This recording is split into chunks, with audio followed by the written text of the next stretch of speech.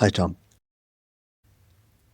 I just wanted to know, to what extent is everything symbolic, particularly something that is unusual? So the other day I was in my office and a beautiful owl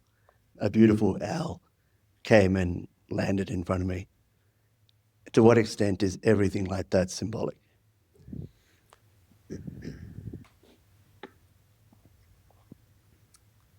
Well, that's the one you saw. There were probably 15 other ones you didn't see. We live in a coinciding universe, and the things that we refer to as coincidences, the unusual things that happened, like I was just saying to somebody, it's a cloudy day, and I can't wait for the southerly to go away and the westerly winds to start blowing again and the sun to open up. And right when I said that, the clouds parted and a shaft of sunlight hit me in the face. Wow, how amazing was that? That was the one you noticed. That was the one you noticed. You get more and more conscious. There is nothing except coinciding things. Nothing. Everything coincides with everything else. And it's happening so continuously that it is not even worthy of comment anymore. If you did comment on it, it would be, of course, of course, of course, of course. Because there is no non-coinciding phenomenon.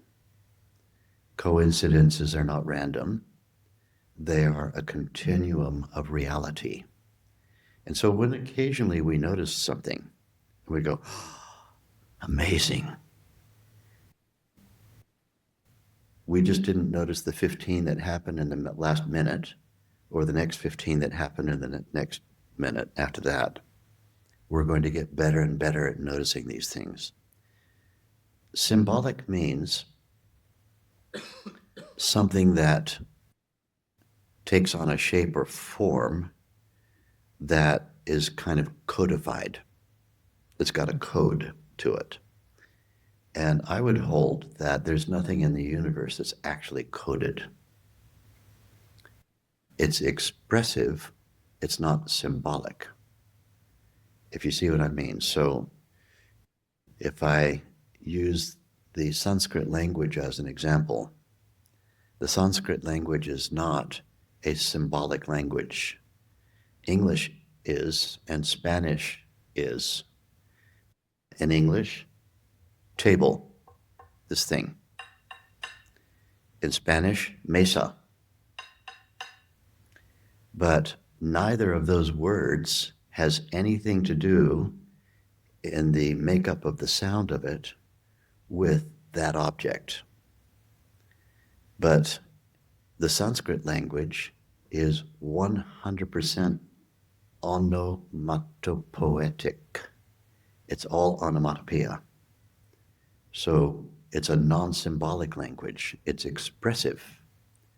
The sound for the word for heart in Sanskrit is hriddhi, hriddhi, hriddhi, hriddhi, hriddhi. Hriddhi is the word for heart. It's the thing that sounds like the thing. An onomatopoeia, if you can't remember your grammar from high school, is a word that makes the sound of the thing it's describing. It approximates the sound. Splash, bang, boom, slap, and so on and so forth.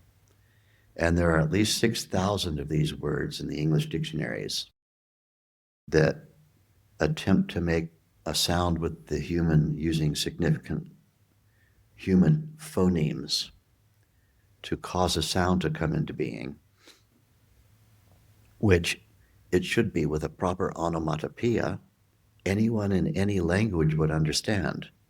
So you hear a jet break the sound barrier, and you look at somebody who has no common language with you, and you go, boom, they'll get it. They'll get it. Because boom is a close enough approximation to what that sounded like. And so it's a universal language, non-symbolic. There's no symbols in it. It's expressive. And so we want to make a distinction between something being symbolic, meaning it's codified, and you have to break the code in order to understand it, and something simply being expressive. Basically, what we're saying is what you see is what you get. It doesn't need to be codified. Otherwise, we're going to be carrying those books around. I saw an ant crawl over my left foot. What does it mean? Maybe we'll ask AI. AI, I saw an ant crawl across my foot. What's the spiritual meaning of it?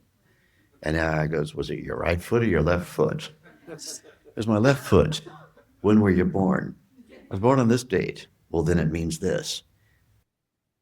Nature doesn't actually speak to us in code. However, when these expressions occur, if we don't get immediate understanding of it, then all we need is time. Time will tell you everything. Time will tell you everything. If in this instant I don't understand about the owl appearing, if I don't understand about the owl appearing, give me another week, give me another month, give me a year, and then I saw this owl in that situation and that owl in that situation as well. And now I know. Now I know. So time is the great revealer. Context gives wisdom to content. This is going to be like a lesson for tonight. You don't have an understanding of a form, a phenomenon, or a relationship between forms, then what you need is context. And context is granted to you by the passage of time. And so my advice is note things, note them, and then let some time pass. And in a graded fashion, meaning will begin to assemble itself. This is something which is going to be talked about a lot by science very soon. I've met a woman who is the deputy director and professor at Arizona State University. Her name is Sarah Imari Walker. Imari is spelled I-M-A-R-I. Walker. Sarah is without the H, S-A-R-A. Professor of astrobiology. And she's come up with, over a 15-year period, a completely new comprehensive theory of what the heck is going on in the universe. And the theory is entitled assembly theory. The universe goes through systematic assembly that causes, over a period of time, causes everything that exists to come into being. And assembly theory is essentially a new way of looking at a phenomenon known as abiogenesis. Abiogenesis is, how is it that supposedly inanimate atoms and molecules assemble themselves in such a way as to make the jump into being living cells? How does that happen? That's her whole field. And her position on it is that that is all that's happening. The entire universe is conscious and it is bio-friendly, and it is in the process of assembling nervous systems. That's what the universe agenda is, to assemble nervous systems. To what end? To create story. That is to say, sequential elaborations of events that are interesting to witness, and you have to have a nervous system in order to witness it. So universe creates nervous systems so it can look at itself playing out a story. Fascinating. And here we are. That's what these bodies of ours are. So the consciousness field, creating elaborate enough consciousness to be able to make mental commentary on itself and to call it assembly theory. If you look up Sarah, you'll find a wonderful number of YouTube interviews and talks that she gives on this subject and get a more fulsome view.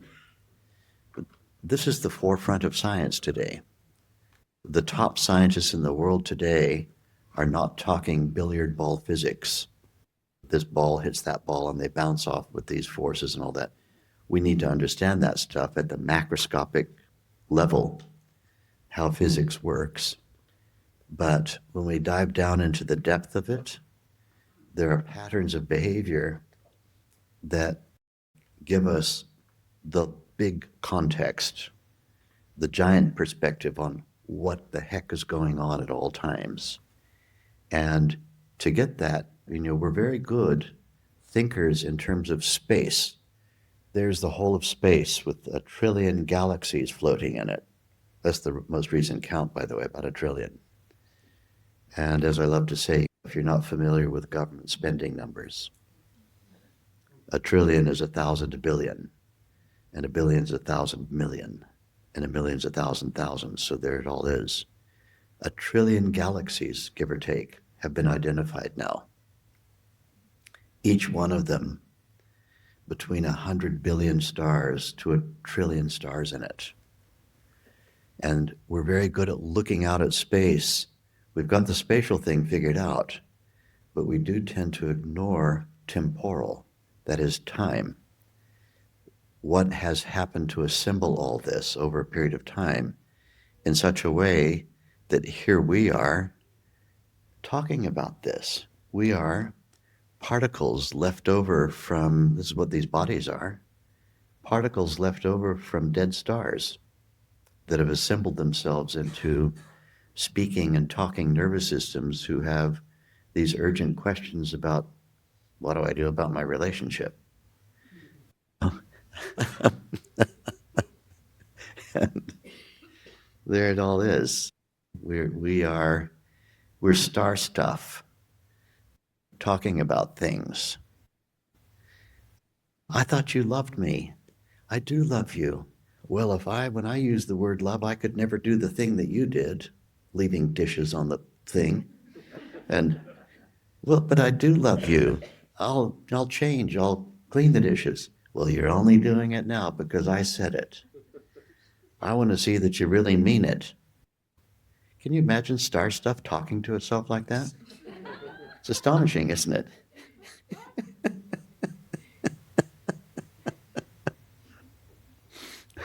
Well, that's what all this is. It's just star stuff that suddenly got voices. But you have to look at a long perspective of time in order to see how all of that assembled into this. And of course, we don't just argue over dishes. We play Bach, and we have beauty and wonderful music, and we can go out into the stars, and there's lots of wonderful things we do too. And then we come home and argue about the dishes.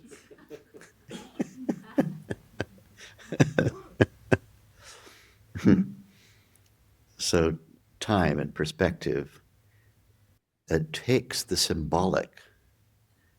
A thing is symbolic until you understand it, and then it's not symbolic anymore. It's just expressive. Of course an owl came.